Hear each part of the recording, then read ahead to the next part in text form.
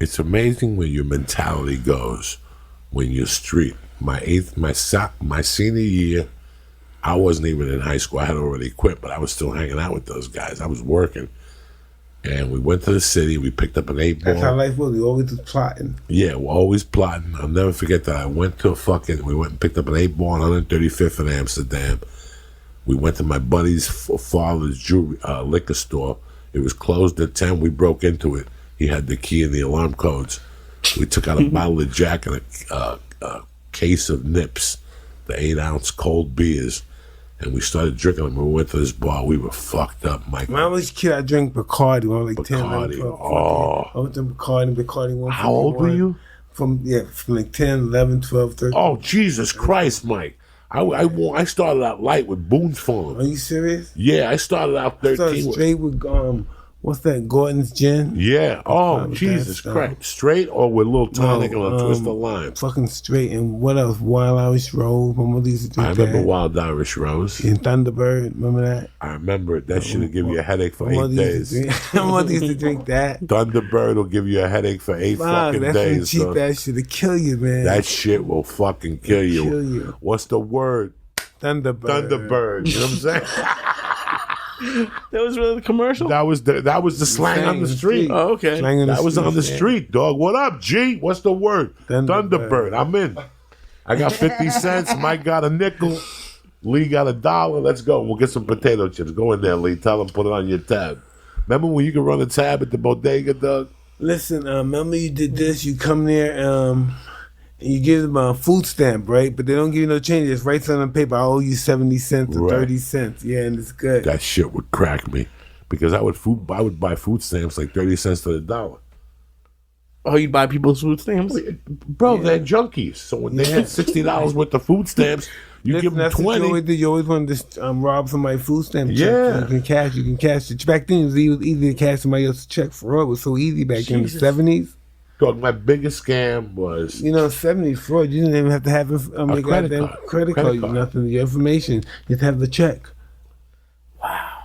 It's a different time. It was a different world. It was a trip. Dog, tell him Chinese restaurants used to go in and they used to imprint the card. If you spent over 50, they never rang it in. I'd go to the same Chinese food for a month and eat for free the lunch special. Rice and gravy, what I used to always get when I was in the street hustling and stuff, I couldn't eat until I go there and I buy some rice and gravy. Used to eat from a Chinese restaurant. You know what else I made a lot of money on? You know who I took down single-handed? Tell me about it. Travelers checks. Oh, man, that's tricky. Tricky. You got to go to foreign neighborhoods. For me, you got to go to Japville. They have this little Japanese neighborhood. They don't ask questions. You don't tell them no lies. Let's say you got a $50 fucking American Express traveler's check. You buy something for $32. $32, no ID. Okay. They give you 18 and change. You follow me? So you would just go to Japanville and spend a little bit. They were all in on it because they got the insurance. Nobody gave a fuck. So if I knew you were going on vacation, you said to me, I go, what are you going to do? How much you got? Well, I'm kind of struggling. I only got 1,000. Forget about it. Go to the bank, get me the traveler's checks, bring them to me, call the police, say you got them stolen, file a police report. You go right back to the bank within 1 hour. You get your traveler's checks back, and I'll give you 5 off the top. So I make 500, you make 500. So what? You catch a little smack to the face. Like Henry Hill says, every once in a while you got to get a beating sometimes. Yeah, you know what I'm saying? That's it. So who gives a fuck? Gotta get a beating. You gotta get a beating somewhere along your life. I think I know the answer to this, but like, how many days a week, Mike, were you thinking about doing all this stuff? Like, was it every day? With robbing and stuff? Yeah. That was my job.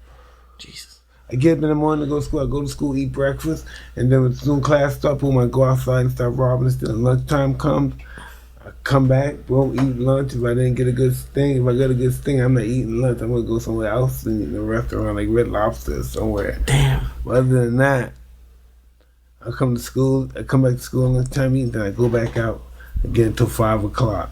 From 9 to 5. Because after that, it's really not going to get any more hits unless you run up and rob someone. God bless you. Look, you're not lying. Let me ask you a question. When your mentality, because I know this, I have to be honest with people, so I'll tell you.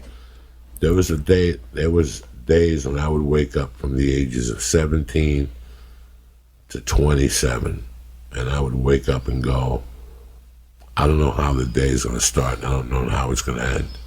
What I do know is that I got to come up with $80 because I need money to eat, I got to do laundry, and I got to get a bag of dope. And somewhere or another, I get 82, or I get 75, and that's when the song from the Stones comes on. You can't always get what you want. But then something happened years later. That mentality went from waking up to how am I going to rob today became I'm waking up, where am I going to get on stage? Did that transference happen for you from robbing to boxing? Did you fall in love so much with boxing that it took you away from that? You had to. 100%. 100%. You went from thinking about, I saw you in an interview one time say that when you stayed with Cuss at night, you would watch fights endlessly, black and white fights endlessly. You studied listen, I have all the utmost respect for all your accomplishments, but my utmost respect for you is that nobody could ever pull one over on you about a fighter. If there's a fighter that existed, good or bad, you know he existed. I believe so, yeah. You know the date he fought, who he fought, who was in his fucking corner, how many tickets were sold, and that impresses me to no end with you. When I saw you do that interview, I had just gotten into comedy, and I said, if he was a champion and he studied all those tapes, it's time for me to study tapes of guys that have nothing to do with me, even if I don't like their comedy, just to see everything that was available to me.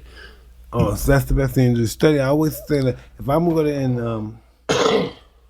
to get involved in anything, say it's baseball, boxing, or it's record business, anything, I'm gonna find out how this first began. I'm gonna go to the origin of it, where it first began, and I'm gonna know who the players are, and I'm gonna know how to play the game. I'm gonna know how it fails for him, how it failed for him, how it went well for him, and that's how it went. And you studied the fighters, and you studied what they did, what they didn't do, what made them successful, what you're gonna do different. 100%. You know what? Kid Chocolate did this type of training, I'm going to do that type of training. Listen, I wanted to say something to you about that because I was looking at something about Kid Chocolate, and I was talking to you about he got second court disease, but what he did was bigger than that. He turned people into fighters, because Joe Louis wouldn't have been a fighter, Henry Armstrong, they wouldn't have been fighters. They didn't hear how much money he made. They had no intention in their mind of becoming a fighter. They were willing to play violin. Henry Armstrong was working on the railroad, and he saw in the paper how Kid Chocolate made like I don't know, $85,000 a night one night. They said, "Fuck this! I want to be a fighter." We're going in like fucking Marines. You understand me? Welcome to church, motherfucker.